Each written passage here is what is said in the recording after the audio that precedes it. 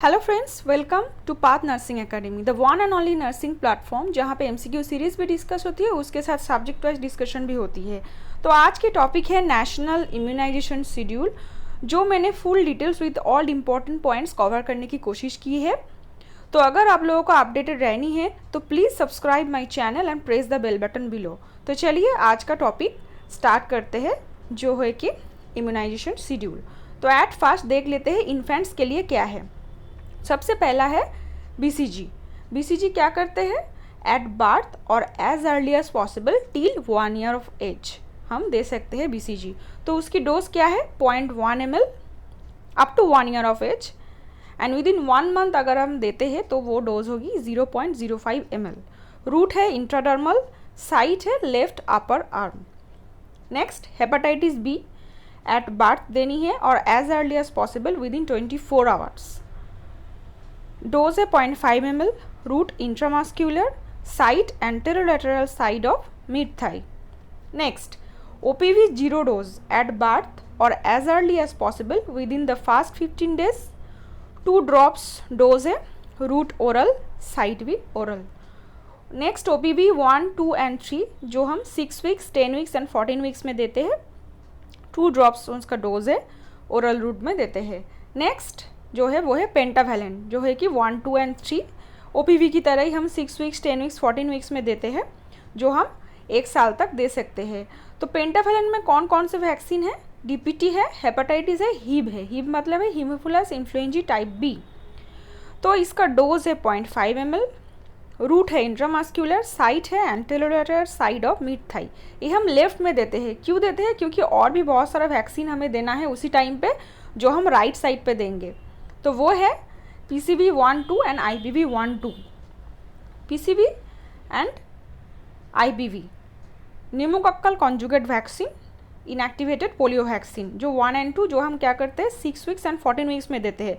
तो तब क्या होगा, पेंटावैलेंट के साथ अगर हमें पीसीवी और आईपीवी देना है तो एक ही साइड पे हम नहीं दे सकते, क्योंकि पेंटावैलेंट बहुत ही पेनफुल होता है। तो अगर हम लेफ्ट साइड में पेंटावैलेंट देते हैं तो पीसीबी आईपीवी ऑपोजिट साइड यानी कि राइट साइड में हम देंगे, जो है कि थाई में। नेक्स्ट है रोटा वायरस 1, 2 एंड 3 जो हम देते हैं 6 वीक्स, 10 वीक्स एंड 14 वीक्स में। उसका डोज है 1 ml, ओरली हम देते हैं। तो नेक्स्ट हो गया मीजल्स एंड रूबेला, जो है कि एमआर वैक्सीन, जो हम 9 कंप्लीटेड मंथ्स, 9 मंथ्स के शुरुआत में नहीं, 9 कंप्लीटेड मंथ्स में हम देते हैं एंड 12 मंथ्स में देते हैं। ये 5 ईयर्स तक दे सकते हैं अगर 9 से 12 मंथ में नहीं लिया गया है तो। इसका डोज है 0.5 ml, रूट है सबक्यूटिनियस, साइट है right upper arm. Vitamin A का फास्ट डोज है 1 ml, 1 लाख यूनिट। ये ध्यान से देखिए क्योंकि यहाँ से क्वेश्चन आती है कि फास्ट डोज विटामिन ए का क्या है, तो ये है 1 लाख। सेकेंड डोज से ये डोज चेंज हो जाएगी। 9 मंथ्स मिजल के साथ ही हमें ये डोज देना है। JE first dose 9 to 12 months में देनी है, 0.5 ml, subcutaneous, left upper arm. PCV booster dose जो 9 मंथ्स में देते हैं, 0.5 ml, IM anterolateral side of mid thigh. तो ये हो गया पूरा इन्फेंट्स के लिए वैक्सीनेशन। अभी हम चलेंगे चिल्ड्रन की तरफ। चिल्ड्रन के लिए क्या है? डीपीटी बूस्टर 1 एंड 2 जो 16 to 24 months and 5 to 6 years में देते हैं। डोज है 0.5 ml, रूट है आईएम एंड साइट है anterolateral side of mid thigh. OPV booster measles and rubella, JE, vitamin A second dose, ये सभी 16 to 24 मंथ्स के अंदर देने हैं। ओपीवी बूस्टर का डोज है 2 ड्रॉप्स, ओरली हम देते हैं। एमआर की डोज है 0.5 ml, जो हम सब कार्ड में देते हैं राइट अपर आर्म में। जेई के डोज है 0.5 ml, वो भी हम सब कार्ड में देते हैं लेकिन लेफ्ट अपर आर्म में, क्योंकि एक ही आर्म में हम 2 वैक्सीन नहीं दे सकते। और एक चीज़ मैंने बताना भूल गई थी, जो है कि इन्फेंट्स के लिए है पीसीवी एंड आईपीवी हम एक ही थाई में दे रहे हैं, तो उसमें क्या करना होगा, हमें एटलीस्ट 2.5 सेंटीमीटर का गैप रखनी होगी 2 वैक्सीन के साइड के अंदर, तभी ये सक्सेसफुली हम दे सकते हैं और लेस पेनफुल भी होगी। तो अभी क्या है, नेक्स्ट है एमआर वैक्सीन बता दी है। जेई वैक्सीन है जो है चिल्ड्रन के लिए 0.5 ml, सब कट लेफ्ट अपर आर्म। तो एमआर हमें देनी है राइट अपर आर्म में, जेई हमें देनी है लेफ्ट अपर आर्म में, ऑपोजिट हैंड में देनी है। ऐसे ही ये सक्सेसफुल भी रहेगी वैक्सीनेशन और लेस पेनफुल भी रहेंगी बच्चे के लिए। Next vitamin A second dose जो है 16 मंथ से शुरू होती है up to 5 years of age, 1 dose every 6 months. 5 months complete होने पर ही हम नेक्स्ट डोज देंगे विटामिन ए की अप टू 5 ईयर्स। तो यही पे मैंने बताया कि पहला डोज था 1 ml यानी कि 1 लाख इंटरनेशनल यूनिट, अभी सेकेंड डोज है 2 ml यानी कि 2 lakh international unit vitamin A की। तो ये भी हम ओरली देते हैं। नेक्स्ट हो गए टीटी जो है कि 10 ईयर्स एंड 16 ईयर्स में देते हैं 0.5 ml IM अपर आर्म। तो ये हो गया full immunisation schedule infants and children के लिए। तो ये आप अच्छे से पढ़ लीजिएगा क्योंकि एक बहुत ही इम्पॉर्टेंट इम्यूनाइजेशन शेड्यूल है। यहाँ से बहुत सारा क्वेश्चन आती है, वाइबा में भी यहाँ से क्वेश्चन पूछा जाता है। तो अभी विटामिन ए का डोज देख लेते हैं जो हम 6 मंथ्स गैप में देते हैं। तो विटामिन ए 3 2 ईयर्स में, विटामिन ए 4 2.5 ईयर्स में, A5 3 ईयर्स में, A6 3.5 ईयर्स में, A7 4 years, A8 dose 4.5 years, at last 9th dose हम देते हैं 5 साल में 5 ईयर्स में। तो ये हो गया विटामिन ए का कंप्लीट डोज। तो शुरू होता है कहाँ से शुरू होता है देख लीजिए, बिल्कुल 9 मंथ से शुरू होता है। मीजल्स के साथ हम फर्स्ट डोज देते हैं जो है कि 1 ml, ध्यान से देखिएगा। उसके बाद सेकेंड डोज होता है 16 मंथ्स में, उसके बाद up to 5 years every 6 months हम देते हैं ये डोज। तो अभी प्रेग्नेंट वुमेन के लिए इम्यूनाइजेशन शेड्यूल क्या है। TT1 हम देते हैं अर्ली इन प्रेगनेंसी, TT2 देते हैं 4 weeks after TT1, TT booster if receive 2 TT doses in a pregnancy within the last 3 years. अगर 3 साल के अंदर अंदर कोई भी मदर फिर से प्रेग्नेंट होती है तो उसके लिए TT1 TT2 फिर से नहीं, सिर्फ TT बूस्टर हम देते हैं। तो डोज है 0.5 ml, रूट है IM यानी कि इंट्रामस्क्यूलर, साइट है अपर आर्म। यहाँ पे एक पॉइंट है कि गिव TT2 और booster doses before 36 weeks of pregnancy. तो हम क्या कोशिश करेंगे कि 36 वीक्स के पहले ही हम TT2 और बूस्टर डोज देने की कोशिश करेंगे। अगर नहीं होती है तो give this even more than 36 weeks have passed. कोशिश करेंगे, अगर नहीं हो सकता है, कोई भी प्रॉब्लम आ गई है, मदर नहीं आई है, हम लोग काउंसलिंग ठीक से नहीं कर पाए हैं या कुछ भी प्रॉब्लम है, तो हम 36 वीक्स के बाद भी दे सकते हैं। Even give TT to a women in labour if she has not previously received TT।